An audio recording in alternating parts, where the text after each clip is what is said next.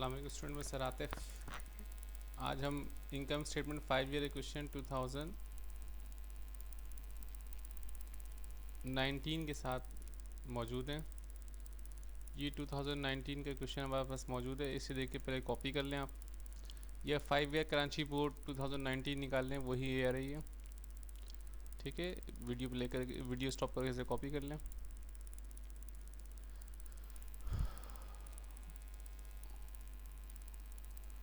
Okay question class, सबसे पहले हम बात करेंगे इनकम स्टेटमेंट की। इनकम स्टेटमेंट में हमें सेल्स में से कॉस्ट ऑफ गुड्स सोल्ड को माइनस करना होता है तो हमें ग्रॉस प्रॉफिट मिलता है। फिर ग्रॉस प्रॉफिट से हम अपने दीगर बिजनेस के अखराजात यानी ऑपरेटिंग एक्सपेंस को माइनस करते हैं तो हमें नेट प्रॉफिट मिल जाता है।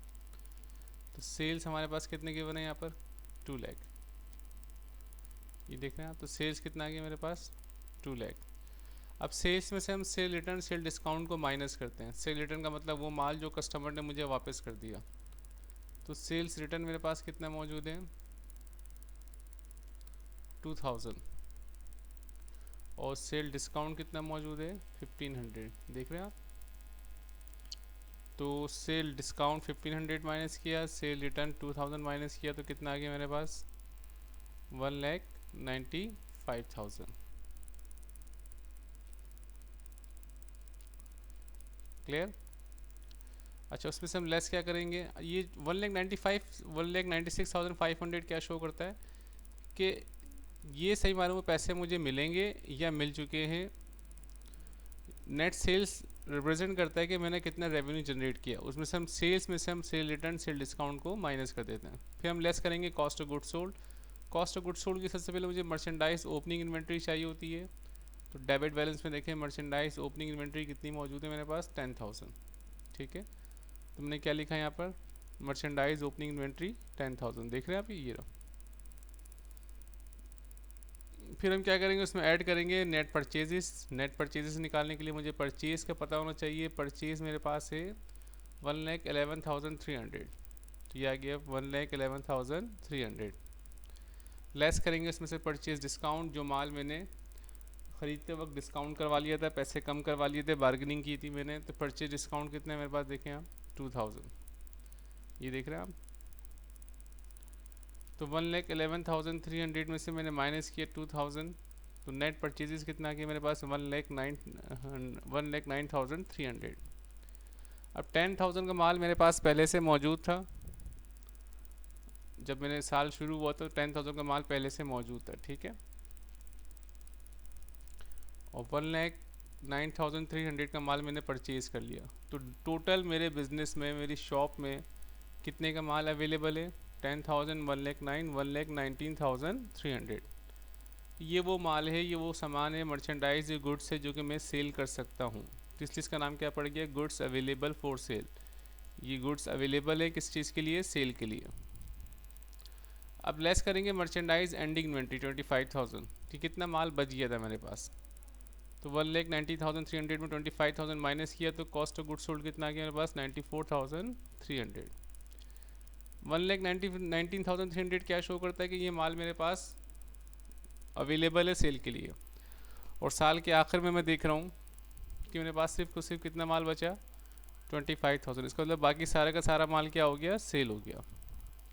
तो इसे हम क्या बोलेंगे goods available for cost of good sold. ठीक है, यहाँ तक बात समझ में आ गई आपके। अब सेल्स में से हम नेट सेल में से लेस कर देंगे कॉस्ट ऑफ गुड सोल्ड को।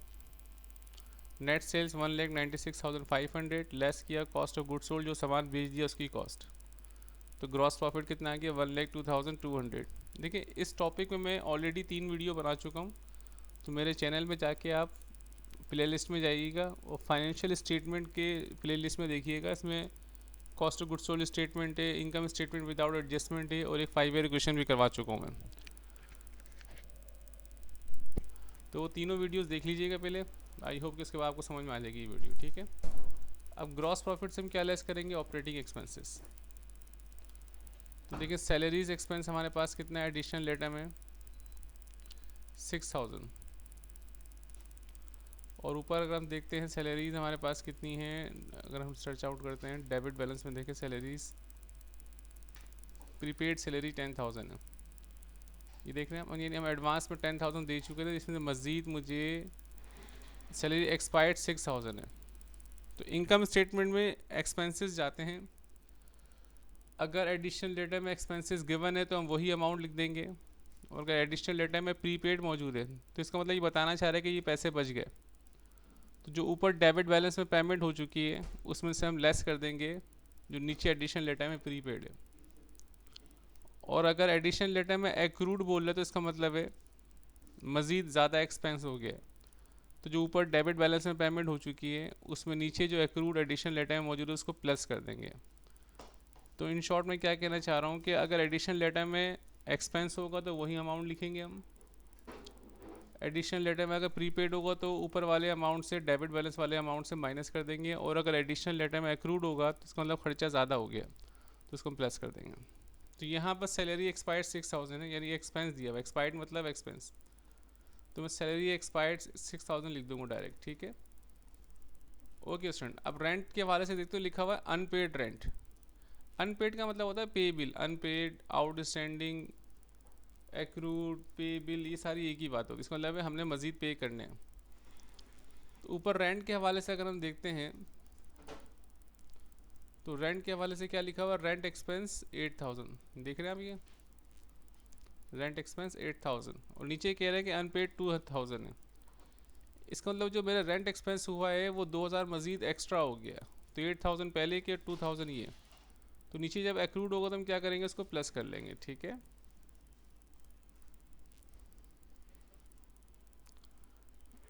उसके बाद डेप्रिसिएशन एक्सपेंस ऑन फर्नीचर 2,000 निकाल के दिया हुआ, इसमें वो लिख दिया मैंने। डेप्रिसिएशन एक्सपेंस ऑन मशीन 1,000 निकाल के दिया, वो लिख दिया मैंने। बेड डेप एक्सपेंस इसने निकाल के दिया हुआ 800, देख रहे हैं आप ये, वो लिख दिया मैंने। कमीशन इनकम इसमें है नहीं, तो टोटल ऑपरेटिंग एक्सपेंस कितना हो गया, मैंने इन सब को प्लस कर दिया, तो मेरे पास कितना आ गया 19,800। ग्रॉस प्रॉफिट कितना था मेरे पास 1,02,200, उसमें से लेस कर दिया टोटल ऑपरेटिंग एक्सपेंस 19,800, तो मेरे पास नेट प्रॉफिट कितना आ गया 82,400। वीडियो स्टॉप करके इसे कॉपी कर लें, फिर हम इसको बैलेंस शीट की तरफ चलेंगे।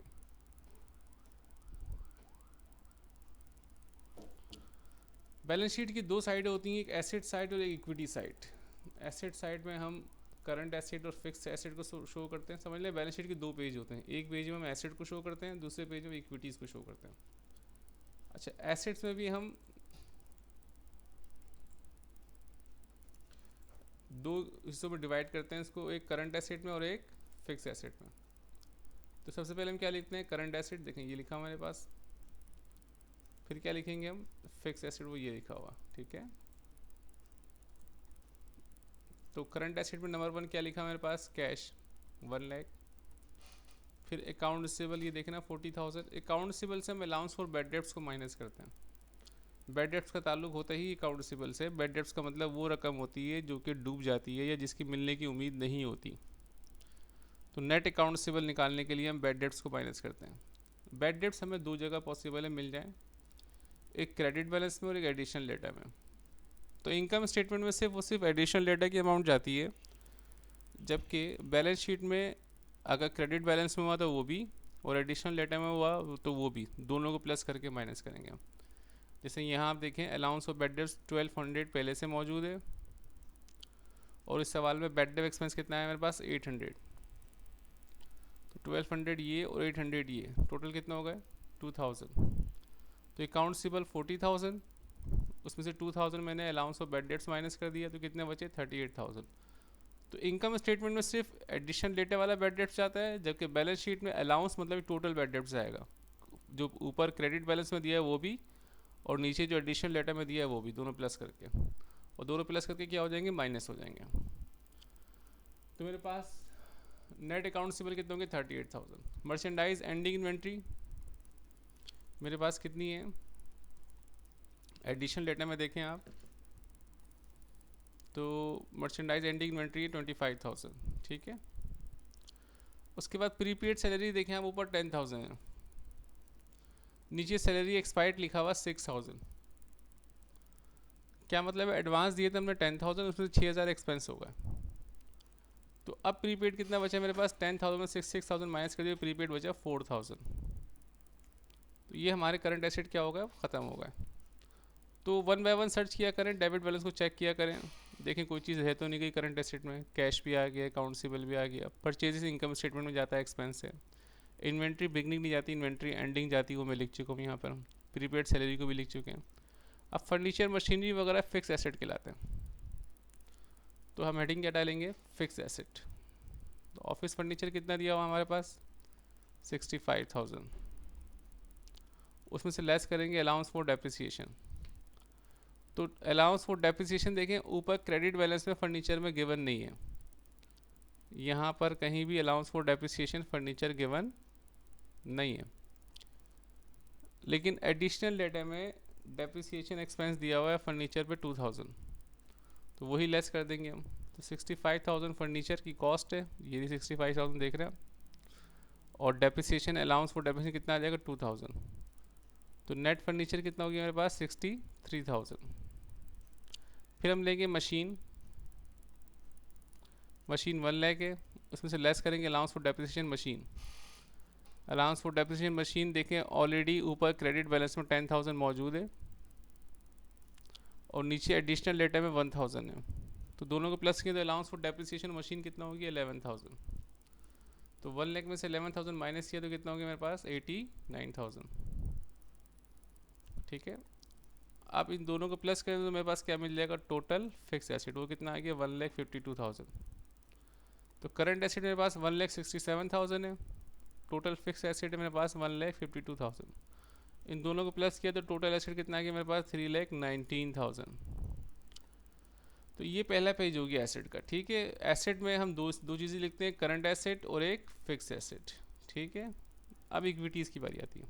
इक्विटीज़ के पेज को दो हिस्से में भी डिवाइड किया जाता है, एक लाइबिलिटी का पेज होता है और एक ऑनर इक्विटी का। तो करंट लाइबिलिटी में सबसे पहले देखें मैंने क्या लिखा, रेंट पेबल लिखा, क्योंकि देखें यहाँ एडिशनल डेटा में अनपेड रेंट दिया हुआ था। ये जो एडिशनल डेटा में जितनी भी चीज़ें होती हैं ना, ये जहन में रखिएगा आप, इसका एक इफेक्ट इनकम स्टेटमेंट में पड़ता है और एक इफेक्ट बैलेंस शीट में भी पड़ता है। यानी हर एडिशनल डेटा के चीज़ों का इनकम स्टेटमेंट और बैलेंस शीट दोनों जगह अफेक्ट पड़ेगा। क्या पड़ेगा वो सिचुएशन के हिसाब से देखेंगे आप। तो यहाँ देखें अनपेड रेंट 2,000 है, तो करंट लाइबिलिटी में आ गया, और एक क्रेडिट बैलेंस में देखें अकाउंट्स पेबल मौजूद है मेरे पास 42,000। ठीक है, तो इक्विटी के जो आइटम होते हैं वो ज़्यादातर आपको क्रेडिट बैलेंस में मिलेंगे, और जो एसेट के आइटम होते हैं वो डेबिट बैलेंस में मिलेंगे। तो अकाउंट्स पेबल 42,000, यही हमारे पास टोटल लाइबिलिटी है, इसमें कोई लॉन्ग टर्म लाइबिलिटी वगैरह हमारे पास नहीं है। उसके बाद हम लिखेंगे कैपिटल सलमान, वो कितना है मेरे पास देखें, 1,92,600। इसमें ड्राइंग गिवन नहीं है, अगर ड्राइंग गिवन होती तो मैं इसको लेस कर देता, और ड्राइंग जो होता है वो डेबिट बैलेंस से होता है।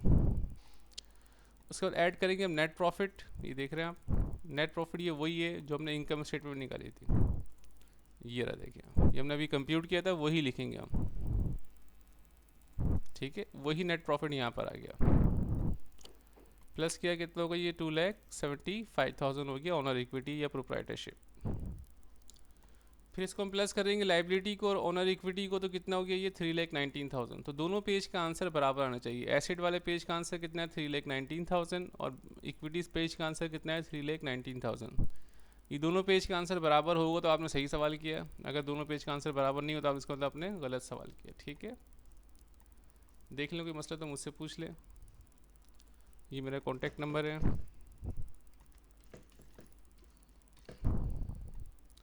मेरे चैनल पे जाके आप इसकी मज़ीद वीडियो देखिएगा फाइनेंशियल स्टेटमेंट की